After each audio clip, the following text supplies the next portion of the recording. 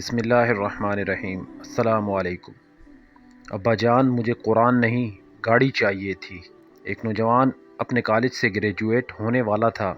پچھلے کچھ مہینوں سے اسے قریب ہی موجود ایک گاڑیوں کی شو روم میں موجود سپورٹس کار بہت پسند تھی۔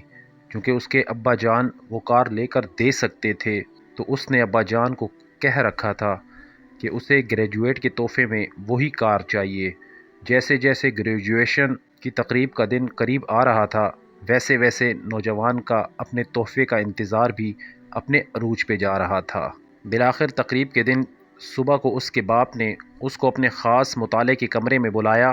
اس کے والد نے اس کو بتایا کہ ایسے ذہین اور محنتی بیٹے کے باپ ہونے پہ ان کو کتنا فخر ہے، اور یہ بھی کہ وہ اس سے کتنا پیار کرتے ہیں۔ پھر انہوں نے اس کو ایک غلاف میں لپٹا ہوا ڈبہ تحفے میں دیا۔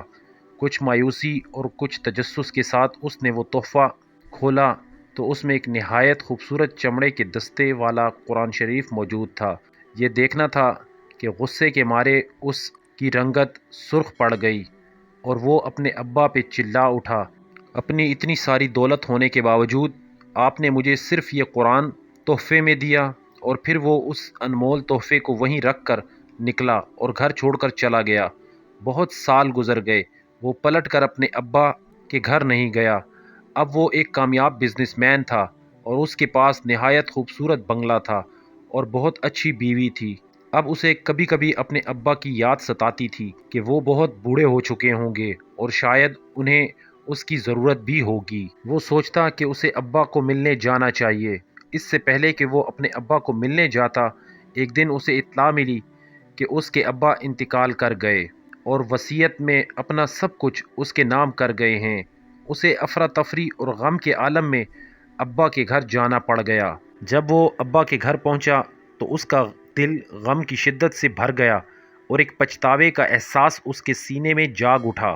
تدفین سے فراغت کے بعد وہ اپنے ابا کی ضروری سامان کا جائزہ لے رہا تھا تو اسے تبھی اسی تحفے والا قرآن ویسے ہی بالکل نئی حالت میں پڑا ہوا ملا جیسا وہ سالوں پہلے اسے چھوڑ کر گیا تھا۔ آنکھوں میں آنسو کے ساتھ اس نے قرآن شریف کو کھولا، اس کے اوراق پلٹنے لگا۔ یوں ہی اوراق پلٹتے ہوئے اس نے ایک صفحے پہ دیکھا کہ اس کے ابا نے ایک آیت پہ نشان لگایا ہوا تھا۔ وہ سورہ رعد کی 28ویں آیت تھی۔ بے شک اللہ کی یاد دلوں کو سکون بخشتی ہے۔ اس نے یہ آیت پڑھی، تبھی قرآن کے پچھلی جانب سے کوئی چیز نیچے گری۔ وہ ایک کار کی چابی تھی۔ اسی کے پسند کردہ شو روم میں موجود کار رسید میں اس کی گریجویشن والی تاریخ لکھی تھی اور ساتھ ہی یہ بھی لکھا تھا کہ مکمل قیمت ادا کر دی گئی ہے۔ زندگی میں کتنی ہی دفعہ ایسا ہوتا ہے کہ ہم اللہ پاک کی عطا کردہ ان انگنت نعمتوں کو صرف اس وجہ سے ٹھکرا دیتے ہیں کیونکہ وہ ہماری توقعات کے مطابق لبادے میں نہیں ہوتیں۔